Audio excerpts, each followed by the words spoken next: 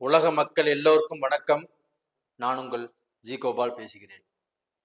இன்னைக்கு நம்ம பேசக்கூடிய தலைப்பு என்னன்னா, செவ்வாய் பகவானுடைய பெயர்ச்சி.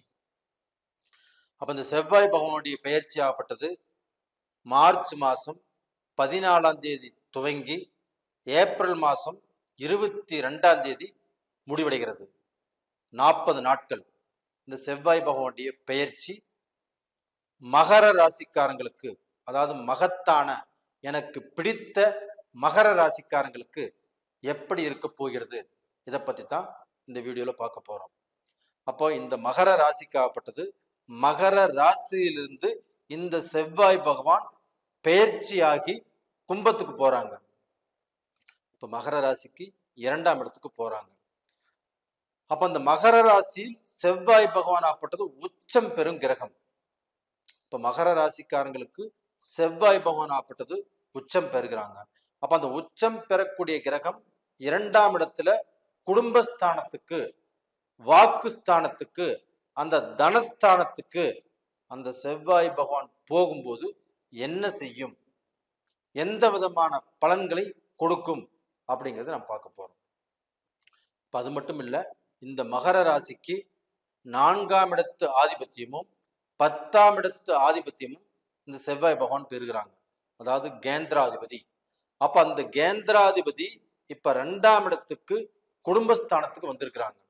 அப்ப அந்த குடும்பஸ்தானத்துக்கு வந்த அந்த செவ்வாய் பகவானுடைய நிலை எப்படி இருக்கும்? இதற்கு முன்னாண்ட அந்த செவ்வாய் பகவான் மகரத்தில் இருந்து உச்சபலம் அமைஞ்சு அந்த உச்சபலத்தின் மூலியமாக மகர ராசிக்கு நல்ல பலனை கொடுத்தாரு. இப்ப குடும்பஸ்தானத்துக்கு வந்திருக்கிறாரு, வாக்குஸ்தானத்துக்கு வந்திருக்கிறாரு. அப்ப இந்த குடும்பஸ்தானத்துக்கு வந்த செவ்வாய் பகவான் சனியோடு இணைஞ்சிருக்கிறாரு. அப்போ இவங்களுக்கு அந்த சனி பகவான் ஆட்சியா இருக்கிறாங்க. அந்த ஆட்சி பெற்ற சனியோடு செவ்வாய் பகவான் இணைஞ்சிருக்கிறாங்க. அப்ப அந்த இடத்துல செவ்வாய் சனியுடைய சேர்க்கை. அப்ப அந்த செவ்வாய் சனியுடைய சேர்க்கை இருக்கிறதுனால, அங்கே சனி பகவான் ஆட்சியாக இருக்கிறதுனால இந்த செவ்வாய் பகவான் ஆப்பட்டது நல்ல நன்மைக்கு வந்திருக்கிறாரு.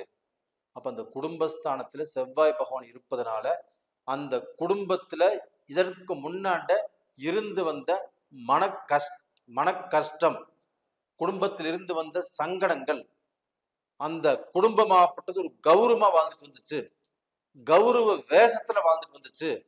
நல்லா இருக்கிறீங்களான்னு கேட்டா நல்லா இருக்கிற அப்படின்னு முதல்ல சொல்ல முடியும், அந்த மனசு சொல்லாத ஒரு குழப்பமான வாழ்க்கை வாழ்ந்துட்டு வந்தாங்க மகர ராசிக்காரங்க. அப்ப அந்த மகர ராசிக்காரங்களுடைய வாழ்க்கையில இந்த செவ்வாய் பகவான் குடும்பஸ்தானத்துக்கு வந்ததுனால இந்த செவ்வாய் பகவானுடைய அனுகிரகமாகப்பட்டது கண்டிப்பாக உங்க குடும்பத்தில் இருக்கக்கூடிய குறைகள் கண்டிப்பாக தீரும். அப்போ கணவன் மனைவி சங்கடத்தோடு, சலிப்போடு, குழப்பத்தோடு வாழ்க்கையில் இருக்கலாமா, பிரிஞ்சு போயிடலாமா அப்படிங்கிற சூழ்நிலைகளோடு வாழ்ந்துட்டு வந்துட்டு இருந்தாலுமே இந்த பீரியட்ல அந்த எண்ணங்களாகப்பட்டது மறைஞ்சு கணவன் மேல மனைவிக்கு திருப்தியான அனுகிரகமும், மனைவிக்கு கணவன் மேல ஒரு திருப்தியான அனுகிரகமும், கணவனுக்கு மனைவி மேல ஒரு திருப்தியான அனுகிரகமும் வரக்கூடிய சூழலை உருவாக்கும். அதே சமயத்துல இந்த காலகட்டத்துல பிரிந்து போனவர்கள் கண்டிப்பாக ஒன்று சேரக்கூடிய அளவுக்கு வாய்ப்புகள் இருக்குது. உங்களுக்கு 7 சனியே நடந்து அந்த 7 சனியினுடைய விளைவாக குடும்பத்துல கஷ்டங்கள், பிரச்சனைகள், சோதனைகள், வேதனைகள் எல்லாமே வந்து இந்த வேதனையினால குடும்பத்துல குழப்பத்தினால ஆணும் பெண்ணும் பிரிஞ்சு போயிருந்தாலும் இந்த செவ்வாய் பகவான் குடும்பஸ்தானத்துக்கு வந்ததுனால கண்டிப்பாக இந்த காலகட்டத்தில் மகர ராசியில் பிறந்த ஆண்களுக்கோ பெண்களுக்கோ அந்த குடும்பம் ஒன்று சேருவதற்குண்டான வாய்ப்பு இருக்கிறது. இது நல்ல மனசுல வச்சுக்கோங்க. இந்த மனசுல வச்சு கண்டிப்பாக நான் சொல்வது நடந்தே தீரும். அப்படி நடந்துச்சுன்னு நீங்க கமெண்ட்ஸ்ல எழுதுவீங்க.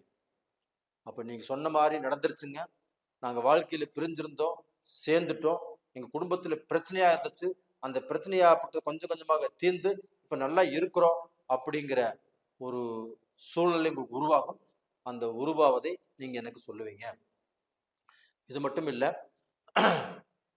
அந்த வாக்குஸ்தானம், நீங்க கொடுத்த வாக்கை கண்டிப்பாக காப்பாத்துவீங்க. இதற்கு முன்னாண்ட ஒரு குடுக்கல் வாங்கல்ல ஒரு வாக்கு கொடுத்து வாக்கை காப்பாற்ற முடியாத சூழ்நிலை உருவாக்கி போச்சு.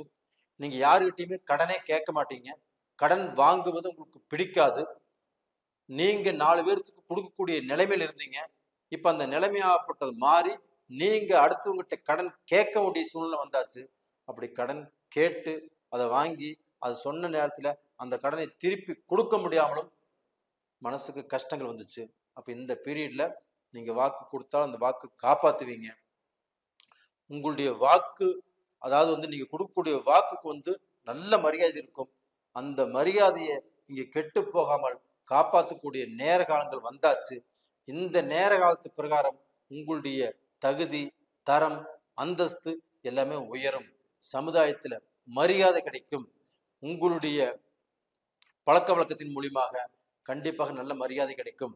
அப்ப உங்களுடைய சொந்த பந்தத்துக்கு இவர் நல்லா வந்துட்டு இருக்கிறாரு, நல்லா சம்பாதிக்கிறாரு, நல்லா சாதிக்கிறாரு, நல்ல தொழில் பண்றாரு, முதல்ல இருந்ததுக்கு இப்ப பரவாயில்ல அப்படிங்கிற பேர் வாங்குவீங்க. அப்ப அந்த அளவுக்கு இந்த குடும்பஸ்தானமும், அப்போ உங்களுடைய வரவு செலவு சம்பந்தப்பட்ட இடங்களும் கண்டிப்பாக நல்லா இருக்கும். அதுபோக இந்த காலகட்டத்தில் படிக்கக்கூடிய மாணவ மாணவிகளுக்கு +2 எக்ஸாம் எழுதியிருந்தாலும் கண்டிப்பாக நல்லா இருக்கும். அது போக இப்போ காலேஜ் படிச்சு அப்போ அந்த காலேஜ் பாஸ் பண்ணி ஒரு நல்ல யூனிவர்சிட்டி வேணும், ஒரு நல்ல காலேஜில் நம்ம சேரணும், இந்தியாவில் சேரணும், இல்லை வெளிநாட்டில் சேரணும் அப்படி முயற்சி பண்ணினாலும் அந்த முயற்சிகள் இப்போ திருவினையாகும். அது போக டிஎன்பிசி, குரூப் ஏ சம்மந்தப்பட்டது, ஐஏஎஸ் சம்மந்தப்பட்டது, இது மாதிரி எக்ஸாம் எழுதுறவங்களுக்கும் இந்த காலகட்டம் ரொம்ப திருப்தியாக இருக்கும். அப்போ இந்த காலகட்டத்தில் நீங்கள் ஒரு எக்ஸாம் எழுதுறீங்கன்னா அந்த எக்ஸாமை கண்டிப்பாக நீங்கள் பாஸ் பண்ணுவீங்க. அப்போது ஒரு ப்ரமோஷனுக்கோசரம் ஏதோ நீங்கள் கோர்ஸ் பண்ணணும், இல்லை உங்களுடைய வேலையில் இந்த கோர்ஸ் கம்ப்ளீட் பண்ணால் தான் நமக்கு இன்னுமே நல்ல மரியாதை கிடைக்கும், ஒரு நல்ல வேலையில் ப்ரமோஷன் கிடைக்கும் அப்படின்னா அது சம்மந்தப்பட்ட விஷயத்தையும் நீங்கள் எழுதக்கூடிய அளவுக்கு வாய்ப்புகள் நல்லா இருக்குது. இப்போ 7 சனியை பற்றி கவலையே படாதீங்க. அந்த 7 சனி முடியக்கூடிய தருவாய் வந்துருச்சு. இந்த முடியக்கூடிய தருவாயில நல்லது தான் கண்டிப்பாக நடக்கும். இது போக பார்த்தீங்கன்னா அந்த சனி பகவான் ஆப்பட்டது 4ஆம் பார்வையாக உங்களுடைய 5ஆம் இடத்தை பார்க்குறாங்க. உங்களுடைய ராசிக்கு 5ஆம் இடத்தை பார்க்குறாங்க.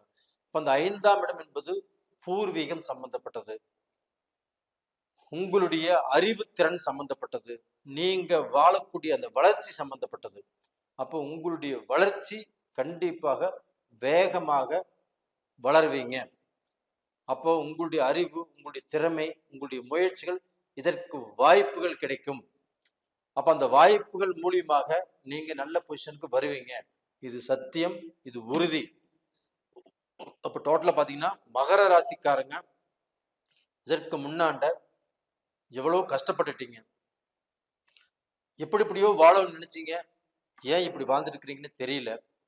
நீங்க நல்லது நினைச்சீங்க, எல்லாமே கெட்டதாவே வந்துச்சு. சொசைட்டில மரியாதையை சம்பாதிக்க முடியல, நண்பர்கிட்ட மரியாதை சம்பாதிக்க முடியல, சொந்த பந்தத்துல மரியாதையை காப்பாத்திக்க முடியல, வாங்கின பணத்தை திருப்பி கொடுக்க முடியல. இது மாதிரி கஷ்டத்துக்கு எல்லாமே ஆளானீங்க.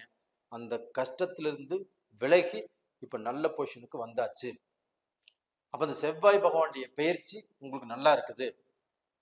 அதே செவ்வாய் பகவான் ஆப்பட்டது உங்களுக்கு 8ஆம் இடத்தையும் பார்க்குறாங்க, 9ஆம் இடத்தையும் பார்க்குறாங்க. அப்ப அந்த 8ஆம் இடத்தை பார்ப்பது ஆயுள் தோஷம், ஆயுள் கண்டம், விபத்து, இதை கண்டிப்பாக நடக்கிறதுக்கு விடாது. அது போக உங்களுக்கு இந்த கடன் வாங்கிட்டு வனவாசம் போறது, கடன் வாங்கிட்டு உங்களால் கொடுக்க முடியலைங்கிற சூழ்நிலை வர்றது, அப்போ அடுத்தவங்க மூலியமாக இகழ்ச்சி உருவாகிறது, இது எல்லாமே இந்த செவ்வாய் 8ஆம் இடத்தை பார்க்கறதுனால கண்டிப்பா உங்களுக்கு வராது. 9ஆம் இடத்தையும் பார்க்குறாங்க, பாக்கியஸ்தானத்தை பார்க்குறாங்க. அப்ப அந்த பாக்கியஸ்தானத்தை பார்க்கறதுனால மகர ராசிக்காரங்கள் வாழ்க்கையில ஒரு துளி கூட பயப்பட வேண்டிய அவசியமே இல்லை. உங்களுடைய பாக்கியஸ்தானத்தை உங்களுடைய ராசியில் உச்சம் பெறும் கிரகமான செவ்வாய் பகவான் தனஸ்தானத்துக்கு உங்களுடைய ராசிக்கு 9ஆம் இடமான பாக்கியஸ்தானத்தை பார்க்கறதுனால உங்களுடைய வாழ்க்கையில எனக்கு இது நடக்கல, எனக்கு இது சரியாகல, எனக்கு இப்ப வெளிநாடு போக நினைச்ச விசா கிடைக்கல, வெளிநாட்டுல சிட்டிசன்ஷிப் ஆகணும்னு நினைச்ச அது முடியல, இப்படிங்கிற பிரச்சனைகளே இருக்காது. அப்போ வெளிநாடு போகக்கூடிய வாய்ப்பு உருவாகும். வெளிநாட்டுல சிட்டிசன்ஷிப்புக்கு நீங்க ஏதாவது முயற்சி பண்ணியிருந்தாலும் அது நடக்கும். பிரிந்தவர்கள் ஒன்று சேரக்கூடிய வாய்ப்புகள் உருவாகும். குழந்தை பாக்கியம் உங்களுக்கு கிடைக்கக்கூடிய சூழ்நிலைகள் இருக்குது. எந்த ரூபத்திலையும் உங்களுக்கு இருக்கக்கூடிய கஷ்டங்கள், அந்த மனசுல இருக்கக்கூடிய அந்த வேதனைகள், அந்த மன ரோகமாகப்பட்டது உங்களை விட்டு பிரிந்து செல்லக்கூடிய நேரங்கள் வந்தாச்சு. அப்ப அந்த 9ஆம் இடத்தை பாக்கியஸ்தானத்தை பார்க்கறதுனால நான் நல்லா வாழ்ந்துட்டு இருக்கிறேன், என்னுடைய கஷ்டங்கள் விலகிட்டு இருக்குது, எனக்கு நல்ல நேரம் வந்துருச்சு அப்படிங்கிறத நீங்க ஃபீல் பண்ணுவீங்க. கண்டிப்பாக இது நடக்கும். நீங்க உங்க கமெண்ட்ஸ் பாக்ஸ்ல இது எழுதியே தீருவீங்க. அப்ப நேயர்களே, இந்த பதிவு பிடிச்சிருக்குன்னு நினைக்கிறேன். பிடிச்சிருந்துச்சுன்னா லைக் பண்ணுங்க, சப்ஸ்கிரைப் பண்ணுங்க, ஆல் அப்படிங்கிற பெல் பட்டனையும் ப்ரெஸ் பண்ணிக்கோங்க. இது போக உங்களுடைய ஜென்ம ஜாதகத்தில் உங்களுக்கு விதி பலன் சொல்லக்கூடிய அந்த ஜாதகத்துல உங்களுக்கு நடக்கக்கூடிய தசாபுத்திகள் தான் உங்களுடைய வாழ்க்கையை நிர்ணயிப்பது. இது இப்போ கோல்சார பலன்கிறது நாம் சொல்றது 30% தான் நீங்க எடுத்துக்க முடியும். மீதி 70% ஆப்பட்டது உங்களுக்கு நடக்கக்கூடிய அந்த ஜாதகத்துல நடக்கக்கூடிய தசாபுத்திகள் உங்களுக்கு சாதகமாக இருக்கணும். அப்ப அந்த ஜாதகம் சாதகமாக இருக்கிறதா பாதகமாக இருக்கிறதா அப்படிங்கிறத கீழே 2 நம்பர் கொடுத்துருக்குறோம். விருப்பம் உள்ளவங்க பார்க்கலாம். உங்களுடைய வாட்ஸ்அப்பை அனுப்புங்க, எல்லாமே பார்த்து சொல்றோம். நேயர்களே, உங்களிடமிருந்து விடைபெறுவது உங்களின் ஜி கோபால். நன்றி, வணக்கம்.